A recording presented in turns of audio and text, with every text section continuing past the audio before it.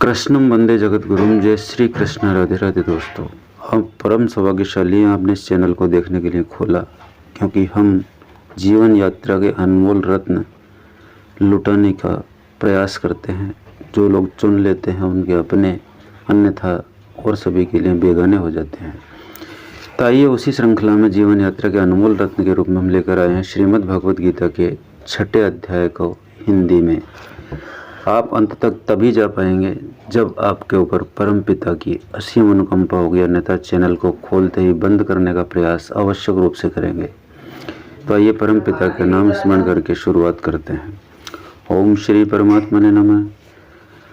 भगवान श्री कृष्ण बोले, हे अर्जुन, जो पुरुष कर्म के फल को न चाहता हुआ करने योग्य कर्म करता है वह सन्यासी और योगी है, और केवल अग्नि को त्यागने वाला सन्यासी योगी नहीं तथा केवल क्रियाओं को त्यागने वाला भी सन्यासी योगी नहीं है।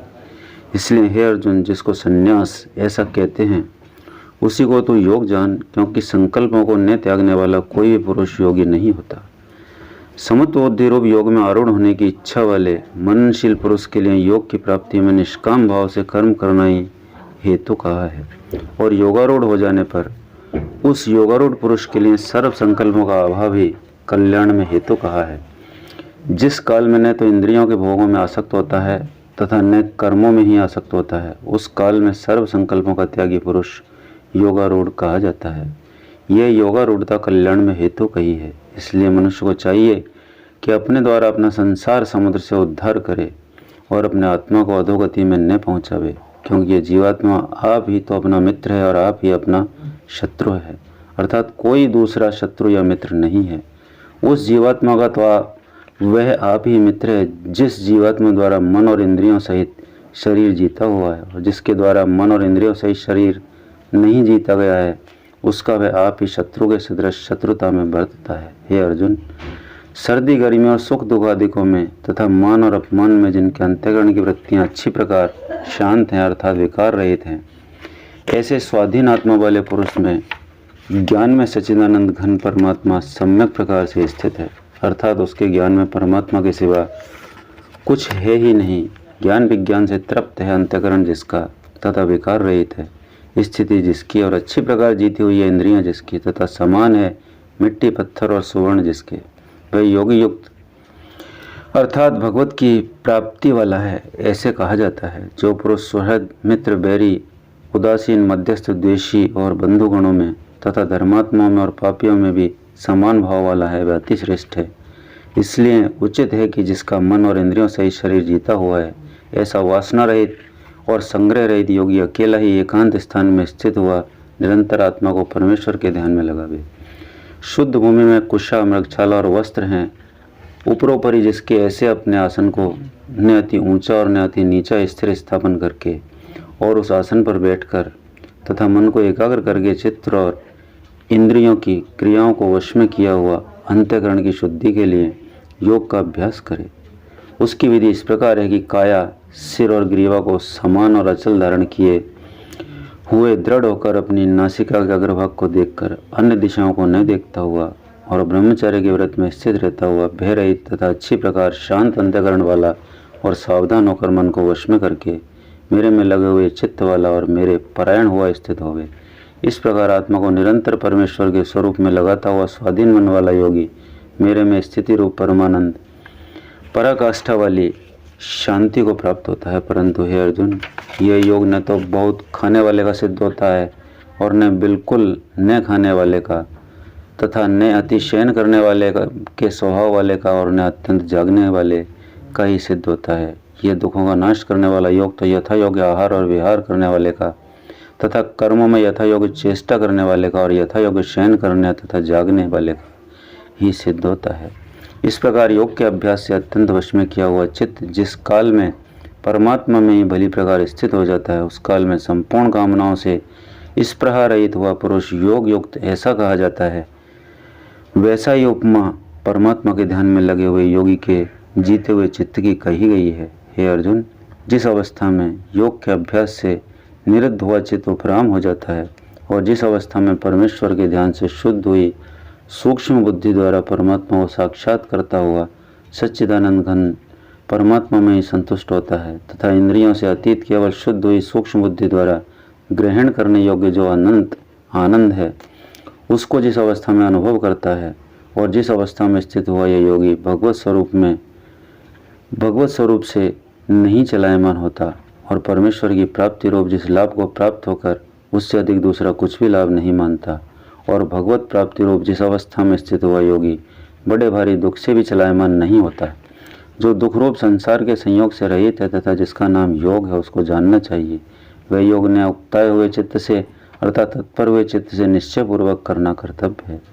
इसलिए मनुष्य को चाहिए कि संकल्प से उत्पन्न होने वाली संपूर्ण कामनाओं को निशेषता से अर्थात वासना और आसक्ति सहित त्याग कर और मन के द्वारा इंद्रियों के समुदाय को सब ओर से अच्छी प्रकार वश में करके क्रम से अभ्यास करता हुआ उपरामता को प्राप्त होवे तथा धैर्य युक्त बुद्धि द्वारा मन को परमात्मा में स्थित करके परमात्मा के सिवा और कुछ भी चिंतन न करे।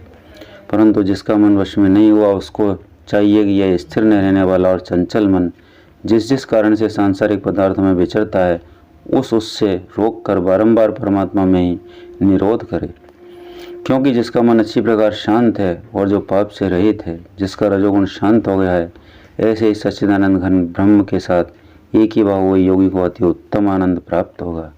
वह पाप रहित योगी इस प्रकार निरंतर आत्मा को परमात्मा में लगाता हुआ सुखपूर्वक पर ब्रह्म परमात्मा की प्राप्ति रूप अनंत आनंद को अनुभव करता है।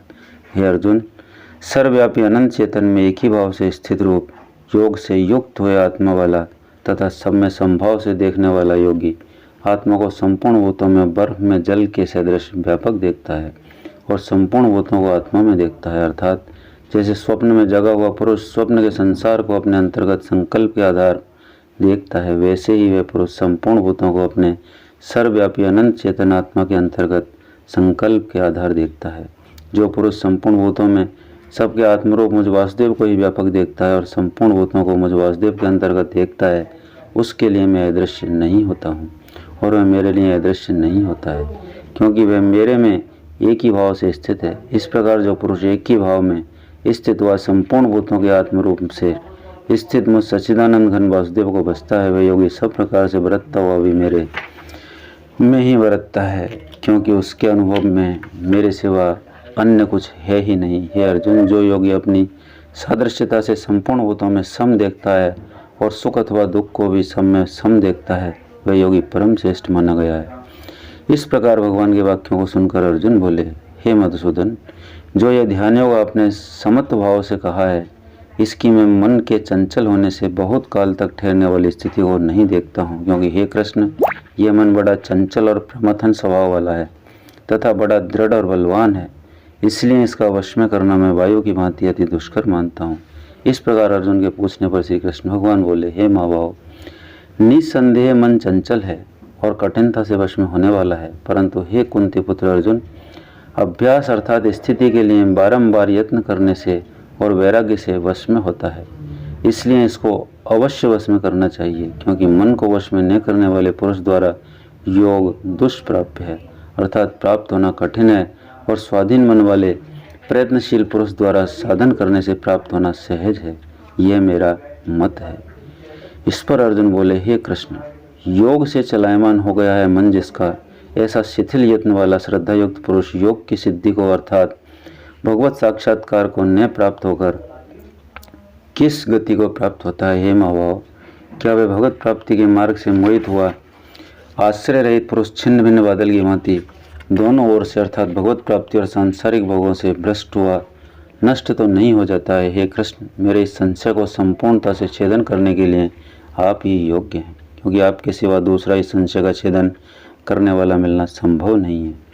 इस प्रकार अर्जुन के पूछने पर श्री कृष्ण भगवान बोले, हे पार्थ, उस पुरुष का न तो इस श्लोक में न परलोक में ही नाश होता है, क्योंकि हे प्यारे, कोई भी शुभ कर्म करने वाला अर्थात भगवत अर्थ कर्म करने वाला दुर्गति को प्राप्त नहीं होता, किंतु वह योग भ्रष्ट पुरुष पुण्यवानों के लोगों को अर्थात स्वर्ग आदि उत्तम लोगों को प्राप्त होकर उनमें बहुत वर्षों तक वास करके शुद्ध आचरण वाले श्रीमान पुरुषों के घर में जन्म लेता है। अर्थात वैराग्यवान पुरुष उन लोकों में न जाकर ज्ञानवान योगियों के ही कुल में जन्म लेता है, परंतु इस प्रकार का जो ये जन्म है सो संसार में निसंदेह अति दुर्लभ है। वह पुरुष वहाँ उस पहले शरीर से में साधन किए हुए बुद्धि के संयोग को अर्थात समत्व बुद्धि योग के संस्कारों को अनायास ही प्राप्त हो जाता है। और हे कुरुनंदन, उसके प्रभाव से फिर अच्छी प्रकार भगवत प्राप्ति के निमित्त यत्न करता है। वह विषयों के वश में हुआ भी उस पहले के अभ्यास से निसंदेह भगवत की ओर आकर्षित किया जाता है तथा समत्व बुद्धि रूप योग का जिज्ञासु भी वेद में कहे हुए सकाम कर्मों के फल का उल्लंघन कर जाता है। जबकि इस प्रकार मंद प्रयत्न करने वाला योगी भी परम गति को प्राप्त हो जाता है। तब क्या कहना है कि अनेक जन्मों में अंतःकरण की शुद्धि रूप सिद्धि को प्राप्त हुआ और अति प्रयत्न से अभ्यास करने वाला योगी संपूर्ण पापों से अच्छी प्रकार शुद्ध होकर उस साधन के प्रभाव से परम गति को प्राप्त होता है अर्थात परमात्मा को प्राप्त होता है। क्योंकि योगी तपस्वियों से श्रेष्ठ है तथा शास्त्र ज्ञान वालों से भी श्रेष्ठ माना गया है तथा सकाम कर्म करने वालों से भी योगी श्रेष्ठ है। इससे हे अर्जुन, तू योगी हो। हे प्यारे, संपूर्ण योगियों में भी जो श्रद्धावान योगी मेरे में लगे हुए अंतरात्मा से मेरे को निरंतर भजता है, वह योगी मुझे परम श्रेष्ठ मान्य है। यह था श्रीमद् भगवद गीता का आत्म संयोग योग नाम 6वां अध्याय। बोलो वासुदेव भगवान की जय। श्री कृष्ण गोविंद हरे मुरारे, हे नाथ नारायण वासुदेव। श्री कृष्ण गोविंद हरे मुरारे, हे नाथ नारायण वासुदेव। श्री कृष्ण गोविंद हरे मुरारे, हे नाथ नारायण वासुदेव। श्री कृष्ण गोविंद हरे मुरारे, हे नाथ नारायण वासुदेव। यहाँ तक पहुँचकर सुन रहा हर मनुष्य श्रद्धा और नमन का पात्र है, क्योंकि उस पर परम पिता की असीम अनुकंपा है कि वह यहाँ तक पहुँचकर सुन पाया। अन्यथा बहुत सारे लोग चैनल को खोलकर शुरू में ही बंद कर देंगे। इन चीज़ों को, जीवन रत्नों को वही लोग समेट पाएंगे जिन पर परम पिता का परम आशीर्वाद होगा। अगले वीडियो में बहुत जल्दी फिर मिलेंगे। तब तक के लिए